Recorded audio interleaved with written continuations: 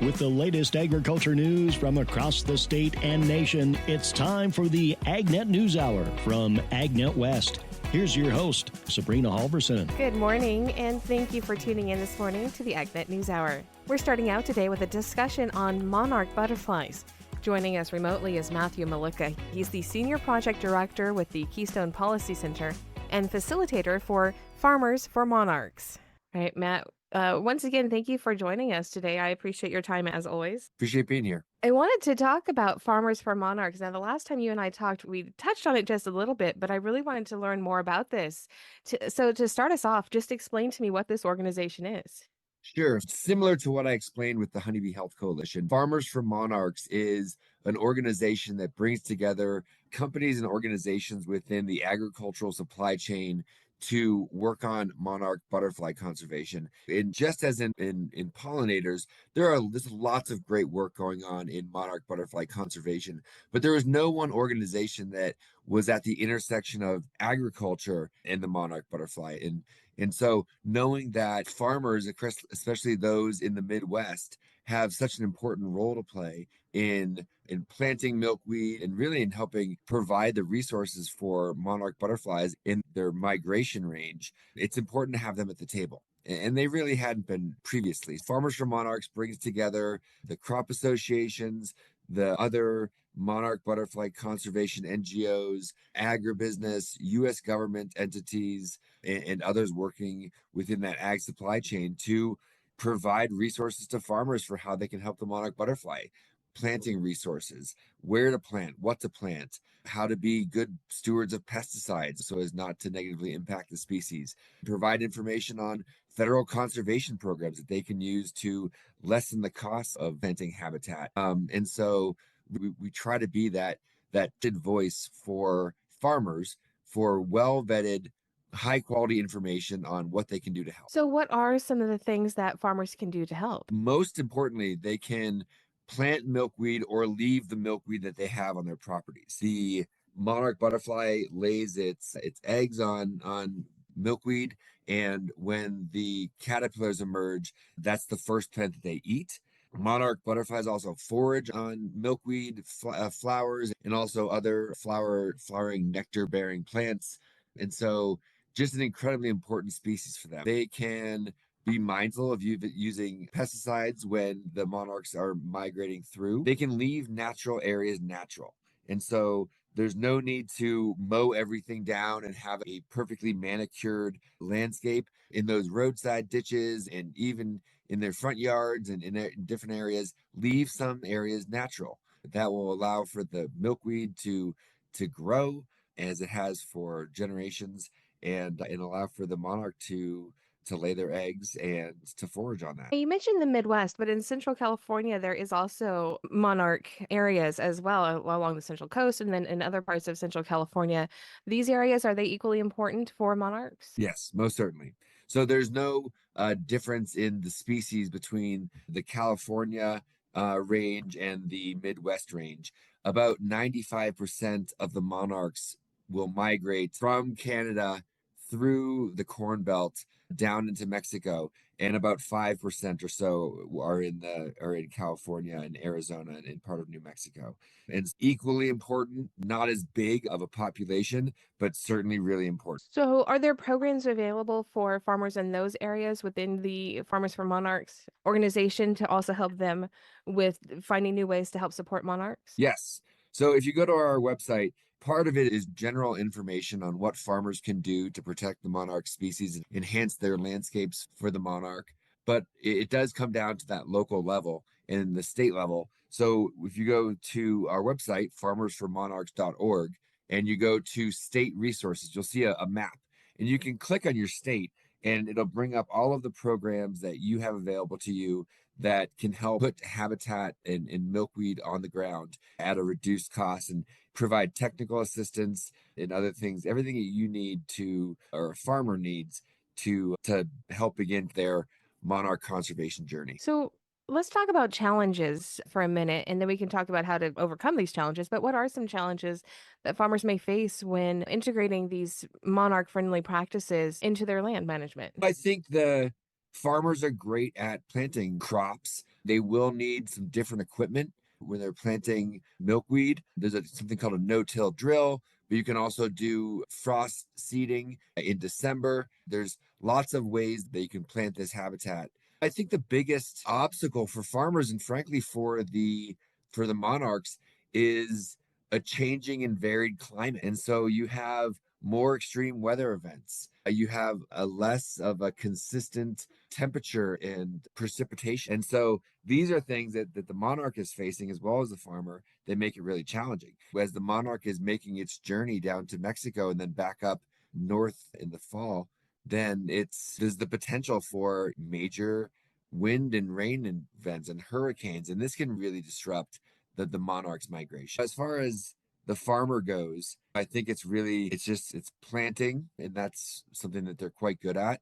Finding those little areas behind a barn or in a ditch, or this is not a something where we're looking for large tracts of land. We're looking for a half an acre here, an acre there, a quarter acre over here.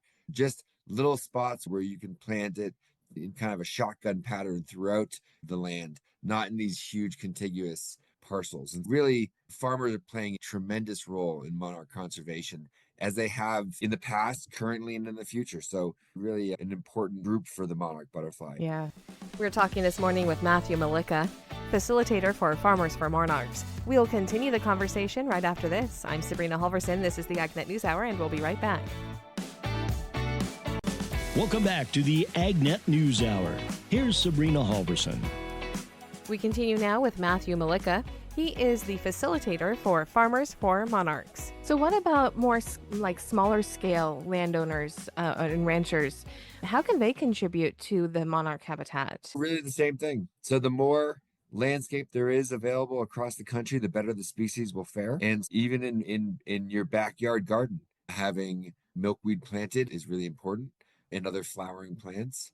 And so no matter the size of the area that you have to work with, putting some milkweed into your pollinator mix is going to be really important for the monarch butterfly. And then before we were chatting, I looked through the Farmers for Monarchs website a little bit, and it looked like you've got some collaborations going maybe with different government agencies to help with this cause. Can you tell me a little bit about that? Yeah, there's the federal conservation programs, most notably the Conservation Reserve Program. So there's CRP and EQIP, and these are programs that farmers know well. And this is where the federal government will pay you per acre to put in different conservation practices through the NRCS. And a couple of them, EQIP 420 and CP 42 specifically, are pollinator and monarch butterfly planting programs. And this is the federal government in action working to help provide forage for the monarch butterfly on ag lands. And so really important programs. The general sign up usually occurs in January for farmers to enroll in those programs. Great. So tell me,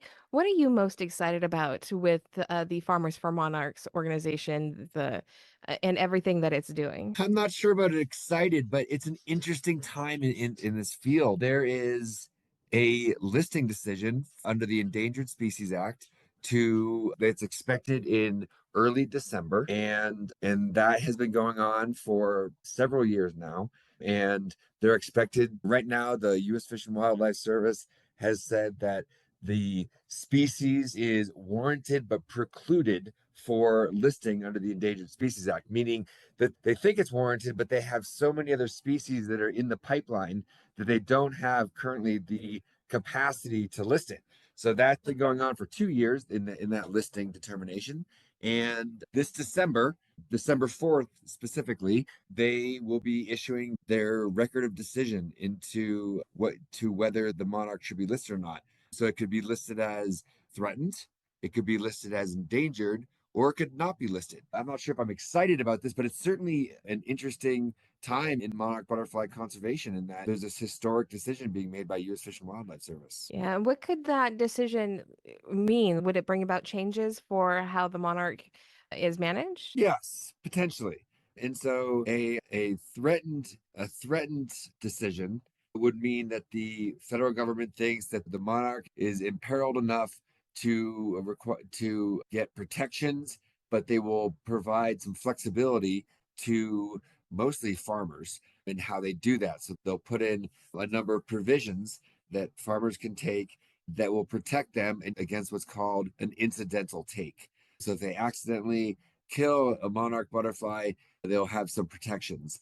They'll be able to use pesticide products as long as they are putting in some set of conservation practices, for example. We really don't know what's going to be in this designation if it's threatened. If it's endangered, there's probably going to be less flexibility. And so we're really all in a wait and see game of what the federal government comes out with under this endangered species list designation. Yeah, that's something that we'll all be keeping an eye on coming up. Those are all of the questions that I had for you, but I wonder, do you have any final thoughts for our listeners or anything else that you think they should know? I do. Just Endangered Species Act listing or not. I don't think that we should take our eye off the prize of continuing to plant and maintain good stands of milkweed. This is a plant that has been around for millions of years. The monarch butterfly has evolved to need this plant, and the monarch butterfly is an iconic species. It is something that it's an amazing act of life that it takes 4 generations every year for the monarch to make its migration down to Mexico and then back up to its breeding grounds. And the granddaughter of the monarch butterfly that took off a year ago will land pretty close to where her great grandmother laid the egg. So they pass along like a GPS marker to their offspring, which is just absolutely amazing. So everyone can play a role in conserving and maintaining this iconic species, and it's as easy as planting milkweed. That is easy enough to do. You're absolutely right about that. Matt, I want to thank you for taking some time out for us again. I always appreciate it. Yeah, anytime, Sabrina. Have a great day. Thank you. This is the AgNet News Hour. I'm Sabrina Halverson. We'll be back in just a moment. This segment is brought to you by Live Earth Products. To get to know a little more about Live Earth Products, we're talking on the phone today with Vice President Russell Taylor. For the Conservationist of the Year, what goals would you like to see occur this year? So this is continuing work as the Certified Crop Advisor Conservationist of the Year. They're looking for certified crop advisors who are trying to aid farmers in getting information or conservation practices. One thing we've identified that is keeping farmers from getting conservation practices is actually just information and products. The current federal regulations actually were written in the 1950s. And at that time, those rules were only restricting fertilizers and pesticides. They didn't put into account other developing technologies such as plant biostimulants and some of these newer technologies we're using in agriculture. And so for 2024, our goal is to really help change the laws that are impacting biostimulant regulation to allow them to be used and treated as a fertilizer, not as a pesticide. So what does that process look like to go through that and get that change to be where it needs to be?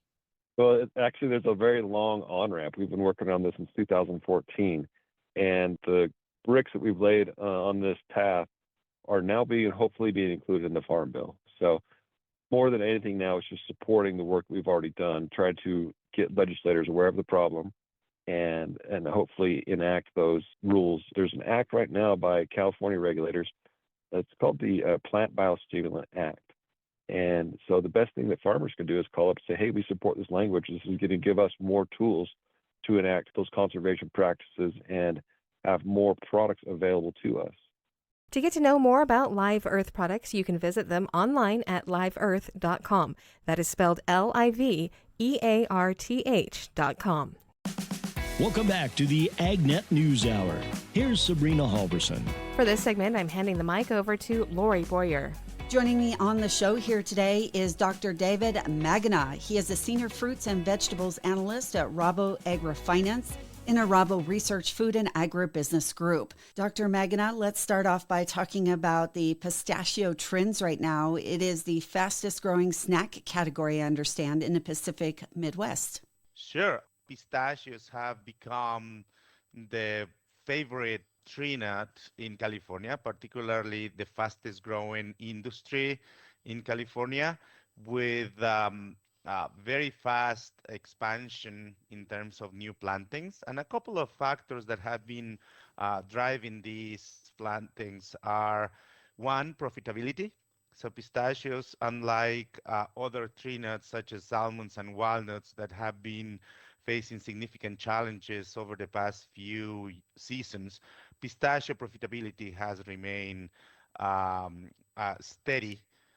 Well, now with some margin pressures, given the increase in cost and larger volumes of pistachios hitting the market, but still, most uh, prices are at profitable level. So we've seen new plantings from 2012 until 2022, on average around 30,000 acres of new plantings. So that will put grain acreage to reach close to 600,000 acres by the end of this decade. So and the other driver is that pistachios are obviously more resilient for drought compared to competing crops. California has a lot of water issues. So, what makes pistachios more water friendly or more water efficient for growers? Well, if you see water requirement for pistachios is lower compared to, for example, almonds, and also are more resilient to drought Mm. or to deficit irrigation, even to salinity. Almonds are particularly sensitive to salinity. In a dry year, when you have lower availability of surface water, you need to pump out practically all of the water, and that is lower quality water that brings up some salinity. So almond yields are more sensitive, whereas pistachio orchards are more resilient to drought, to salinity, or even to deficit irrigation. Okay. In your research, what all did you research besides costs? What else did you research? Basically, market dynamics Okay. globally. Now the US has become the largest producer, the largest exporter of pistachios globally, surpassing Iran. That over the past 20 years, we've seen kind of Iran remaining flat to declining, and rapid growth in the US. So now the US really is the dominant force in the global pistachio market in terms of production, consumption, and in terms of exports. We also describe a little bit about the destination markets, and the California pistachio industry relies heavily on exports, as other tree nuts as well. About 70% of what is produced is exported. So having reliable logistics and market access will continue to be critical to for the industry to export as much as they will need in the next few years, as pistachio supplies will set new records in years to come. Dr. Magana, I also know there is research out on how healthy pistachios are for you. Yeah, the industry's been doing some research on the healthfulness aspect, and they've been promoting pistachios. Recent research shows that pistachios are a complete protein and also one of the most digestible proteins out there. And the antioxidant content in pistachios is even higher than other products such as blueberries that are known to have very elevated antioxidant content. So that the healthfulness, convenience, taste, those have been drivers for years. And the industry has been doing a very good job in terms of product innovation, flavors, and package sizes. And now no shells. Not only the largest company, but other processors are now launching to the market no shell pistachios with a diversity of flavor. I was in an event, in the event last week. It is just surprising to see how many flavors are there, and depending on what you like, if very spicy to sweet or natural, salt, no salt, whatever. So that will continue to drive demand for pistachios. What else did you research? In this report, we are also estimating supplies Okay. and exports, and then we conclude the last section of the report, we provide a price outlook that we're expecting that prices will remain relatively steady despite the fact that we will see increasing supplies hitting the market as all the bearing acreage will continue to hit records every year for the rest of this decade.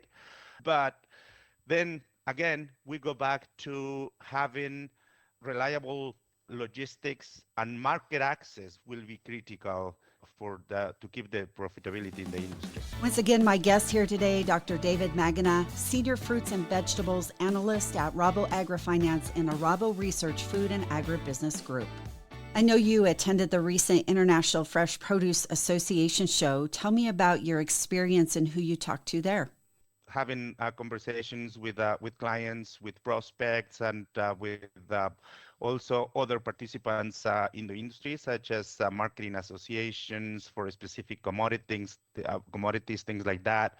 And definitely there are a lot of exciting developments in the industry all across the supply chain, from new genetics that we will continue to see for fruits, for vegetables, flowers, and also innovations to make the labor more efficient, increase productivity, and all the way to post-harvest solutions to increase shelf life and reduce food waste.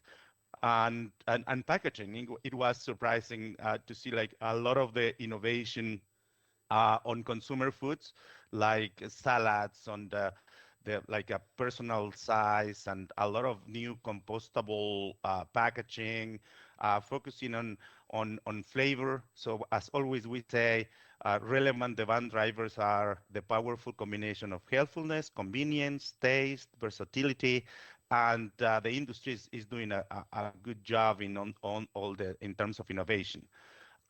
Just to review some of the recent developments in the industry over the past few months, retail fresh produce sales have been setting records.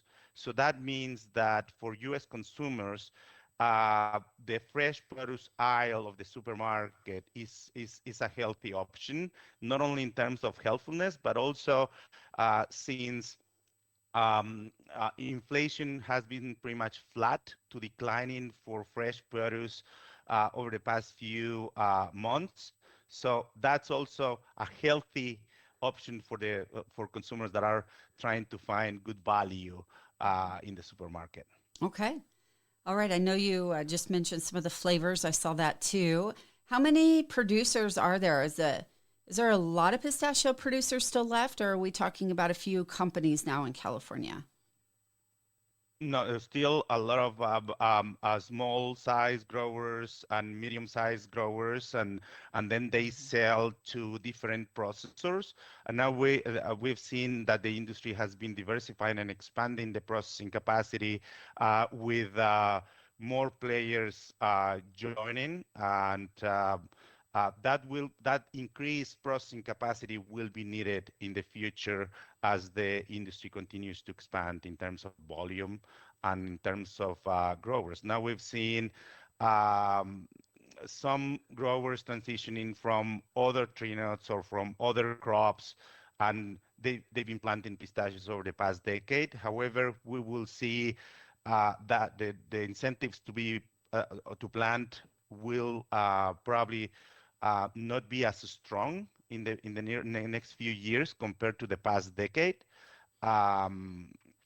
But the industry should be well positioned. Having said that, there are some estimates in the industry that due to Sigma, in the next couple of decades, the industry may lose up to 100,000 acres in marginal lands. So probably, I already said that the bearing acreage will approach 600,000 acres by the end of this decade. So if we see 2 decades from now, it is likely that number is not going to be much larger than 600,000 or just over 500,000 acres. Okay. Got it. Okay. What else would you like to share here today, Dr. Magana? terms of pistachios, I mean, I think that's still the outlook is positive. Obviously, growers will need to continually adopt economically sustainable practices to be more efficient, particularly now that with increasing volumes, it is likely that margin pressures will be increasing. So now, like to remain profitable, work on the supply side and implement more uh, sustainable practices in terms of, and sustainable, I mean, from the economic point of view, and also to make like more environmentally sustainable, to be more efficient in terms of water and the use of inputs, also to remain profitable. Perfect. Okay. Any other notes you wanted to share from that show? From the Yeah, show, whether it's well, it pistachio or was not. well, besides pistachios, it is a great opportunity to connect with old friends and to get to know new people. So the industry, in this industry, we had the opportunity to get together with 20,000 of our closest friends. And so definitely not only tree nuts, but also fruits, vegetables, and flowers, and a lot, um, a lot to see. And one so a lot of industry, so all the fruits, and as you know, I not only cover pistachios, but also we have a recent report on table grapes, and during the summer I published walnut report, and before this year avocados, and also almonds. And next week, we're going to release our global blueberry report, where we analyzed the trends in the market in different areas from South America, industry dynamics, industry trends in South America, Mexico, US, and also in Europe. And as you know, blueberries have become a true global industry.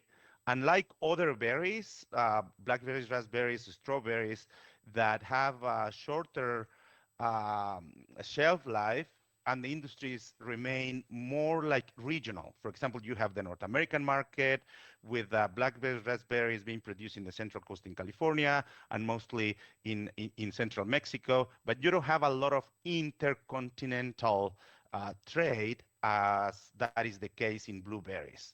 So a lot of exciting Interesting. developments as well in the blueberry industry.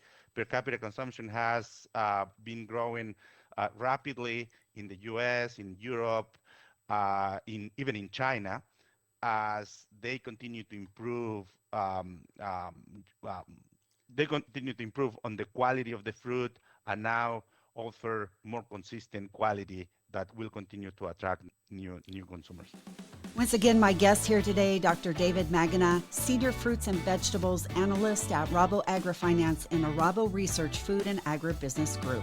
This is the AgNet News Hour. We'll be back in just a moment. Welcome back to the AgNet News Hour. Here's Sabrina Halverson. For this segment, we have an update on the Pure Prairie poultry situation. It's one that's gone viral on our website, so thank you for checking that out. Pure Prairie Poultry is a poultry company that operates in Iowa, Minnesota, and western Wisconsin, and it abruptly abandoned its contracts with local farmers. Poultry producers who rely on these contracts to raise and care for thousands of birds were left facing financial ruin while struggling to feed the animals and maintain their farms. So with no support from the company, the farmers were pleading for help from state and federal officials. Here's Brian Winnikins, who has been following the story since the start. Talking with Wisconsin Farmers Union President Darren Von Ruden.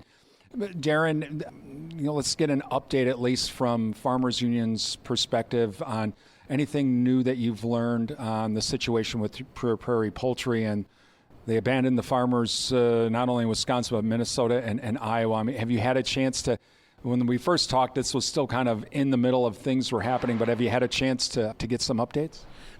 Just that a few of the farms have been able to get rid of the chickens or just make sure that they go towards human food. So, that's a good sign. It's too bad that all of them weren't able to do that. Still looking at what other possibilities are going down the road, because this incident, it's very unfortunate that it happened.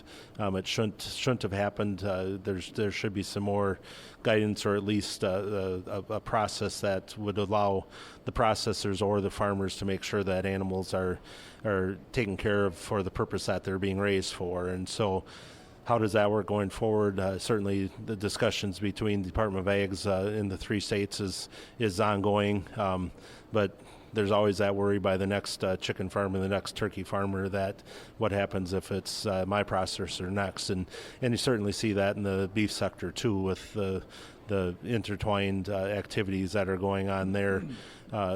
Hopefully we don't get to that situation in that sector too.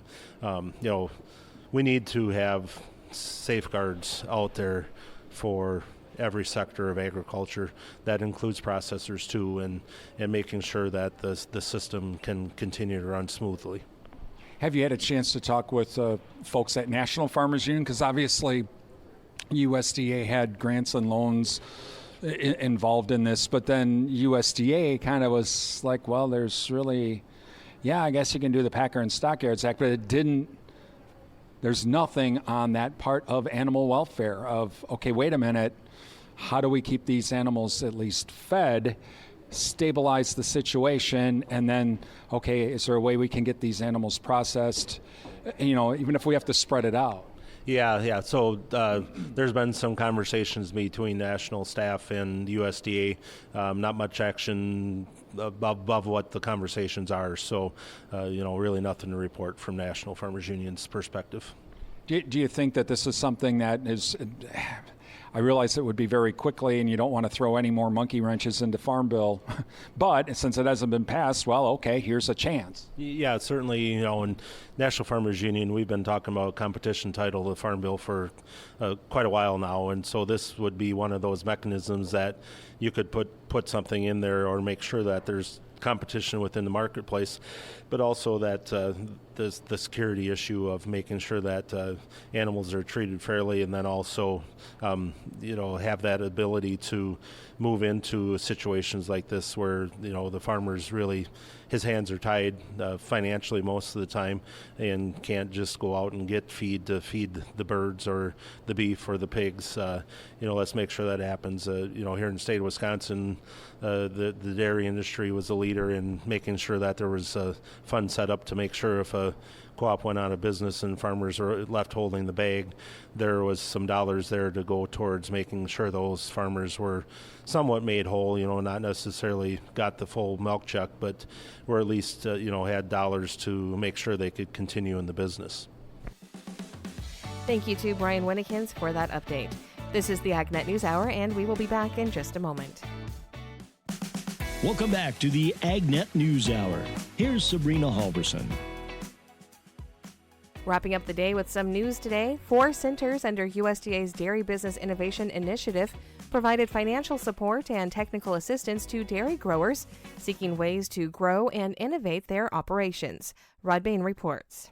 A visit to this year's World Dairy Expo in Wisconsin provided Agriculture Secretary Tom Vilsack opportunity to discuss innovation via Dairy Innovation Centers. These centers are the hubs for development, production, marketing, and distribution of dairy products within USDA's Dairy Business Innovation Initiative grant program. The Agricultural Marketing Service oversees DBI, designed to support small and mid-sized dairy businesses with product development and promotion needs. To date, we've invested $64 million in these innovation centers, helping to fund over 600 new opportunities for dairy producers in 40 states across the country. Really focused on value-added opportunities and modernizing dairy facilities for small and mid-sized operations. The funding of DBI initiatives includes the most recent awards. We're adding another $11 million to those dairy innovation centers. There are currently 4 Dairy Business Innovation Centers. There's one in Wisconsin, the University of Wisconsin's engaged in. There's one in Tennessee, the University of Tennessee is involved. Vermont Vermont has one through their Vermont Agency for Agriculture, Food and Markets, and California has one through Cal State at Fresno.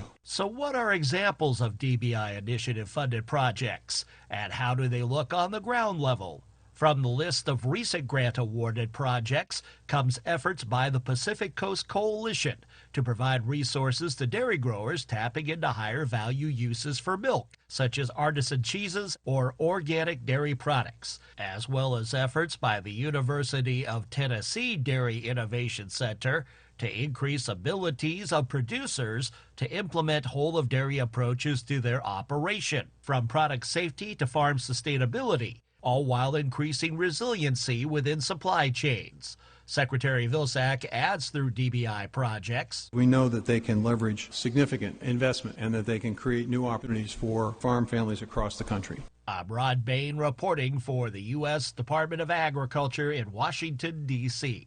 Foreign animal diseases and ag trade were among the topics during the Tri-National Agricultural Accord hosted by NASDA last week. CJ Miller reports how the meeting brought together ag leaders across the U.S., Mexico, and Canada. What we're after is a quest to make certain we have that trust and understanding of what we're going to do and, as importantly, what we're not going to do. And that's Ted McKinney, CEO of the National Association of State Departments of Agriculture, or NASDA for short.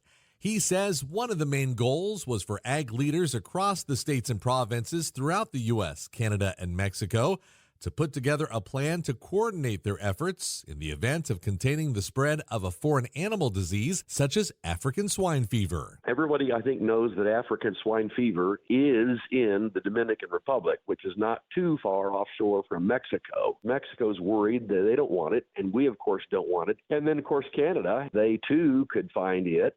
If we're able to find the funding, we're going to do a very significant tabletop exercise that includes all three countries and just really work through to make sure that we identify what gaps need to be filled. Where are there inadequacies? What more can we all do on that fateful day if it ever does hit one of our countries? And even though Mexico's import ban on biotech corn was put into place by their previous president, McKinney hopes that having discussions with those ag leaders of the different Mexican states can help move the needle to overturn their country's ban. We still have some things to resolve, the major point being in November when the Dispute Settlement Committee of USMCA will rule on whether Mexico is right or if they've been wrong. And I hope the new president will abide by that. She's a PhD scientist, so if you're going to believe in the science, here's the great example of a leader that should be believing and following that. He adds that this year's meeting also included the chance for state and provincial ag leaders to meet face-to-face with many of the leaders from across the ag industry. And I mean industry from Canada, industry from the U.S., and industry from Mexico. We're all there. And it was quite the hit. It's civil, it's diplomatic, it's respectful. It highlights things that some of the state government leaders did not know. And so we're going to continue to build on that because it's the industry and at some level the farmers that are on the cutting edge of all this. They're the ones that see what's working, what's not working, what's threatening them, what's keeping them awake at night. Next year, the Tri-National Agricultural Accord will be hosted by Mexico. I'm CJ Miller.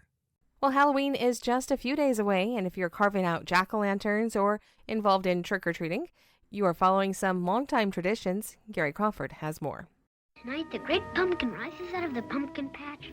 Well, at least in the minds of Linus and the Peanuts gang, that's what happens. Of course, it's that time of year when millions of us are out there looking for our own versions of the great pumpkin, for our Halloween jack-o'-lantern. But why do we do this? Why do we carve strange faces in pumpkins, lighting them from inside and placing them at our doorsteps at Halloween?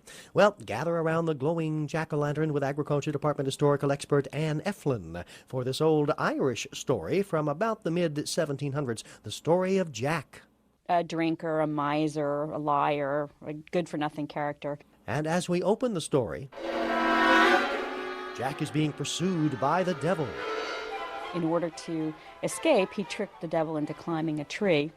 And then when he got the devil up in the tree, he cut a sign of the cross in the tree, and the devil couldn't come down. Well, that made the devil a little bit mad at Jack, who did eventually let him down out of the tree. But when Jack passed away, he couldn't get into heaven, and the devil threw him out of the other place, tossing him a hot, glowing ember in the process. And Jack had with him a turnip that he was eating, and he carved out the turnip, put the ember inside, and had a light that was protected from wind and rain and other things while he wanders the earth. Oh, and wander he did, Jack and his lantern, thus Jack-o'-lantern. Anne Eflin says from that story, the Irish developed the tradition of the jack-o'-lantern.